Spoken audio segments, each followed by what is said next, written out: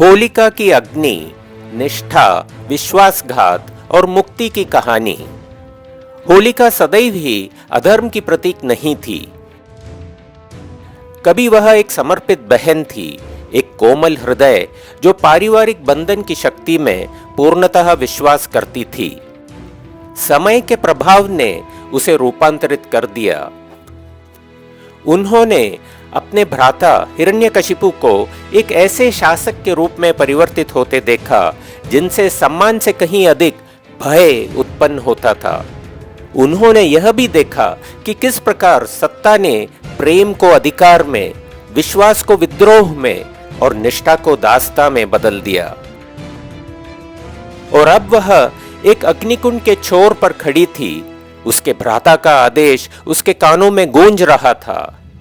बालक सहित अग्नि में प्रवेश करो, उसने आज्ञा दी थी। इस उन्माद का अंत करो। वह बालक प्रहलाद, उनके पुत्र।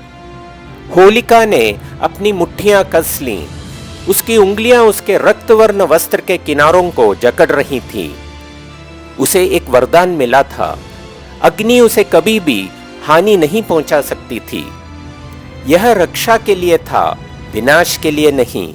फिर भी आज रात्रि इसे एक शस्त्र के रूप में प्रयुक्त किया जा रहा था। होलिका ने प्रहलाद को देखा।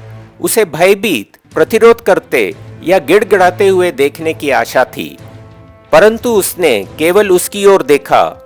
आंखें शांत और अटल थीं। संदेह का कोई चिन्ह नहीं, घृणा की कोई झलक नहीं।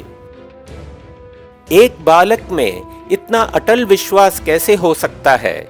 और मैं एक परिपक्व स्त्री संदेह के अथाह सागर में डूब रही हूं। जनसमूह मौन खड़ा था। उनके चेहरे उगती हुई ज्वालाओं की भीषण रोशनी में डूबे हुए थे। भय ने उनकी वाणी बहुत पहले छीन ली थी, ठीक वैसे ही जैसे होलिका ने अपनी ही वाणी छीन ली थी। उसने प्रहलाद का कोमल हाथ अपने हाथों में थामकर अग्निकुंड पर चढ़ गई। आग की लपटें प्रज्वलित हो रही थीं, मानो गगन को भस्म कर देना चाहती हों। गर्मी उसकी त्वचा पर तेजी से फैली, जो उसे जला रही थी। होलिका की सांस रुक गई। ऐसा नहीं होना था। आग हमेशा उसकी आज्ञा का पालन करती थी। आज वह उससे विश्वासघात कर रही है, लेकिन उसके पास खड़ा प्रहलाद ठीक था।